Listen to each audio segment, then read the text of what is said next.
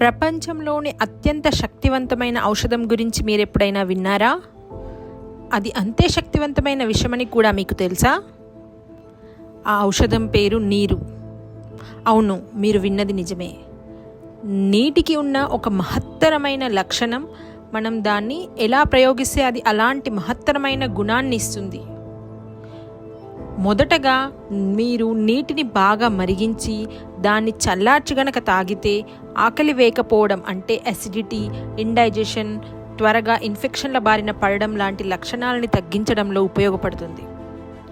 ఇక రెండవ పద్ధతి, నీటిని మరిగించి కాస్త గోరువెచ్చగా ఉన్నప్పుడు ఆ నీటిని తాగితే అధిక బరువు, పైల్స్, మూత్రంలో మంట, మహిళల్లో ల్యూకోరియా లాంటి సమస్యలని దూరం చేయడమే కాదు, అధిక బరువు, జాయింట్ పెయిన్స్ మరియు ఛాతీకి సంబంధించిన రోగాల్లో మంచి లాభదాయకమైన ఫలితాన్ని ఇస్తుంది.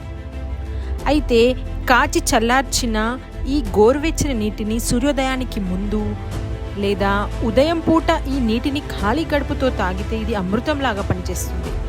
ఇది మన డైజెస్టివ్ పవర్ని కూడా పెంచుతుంది.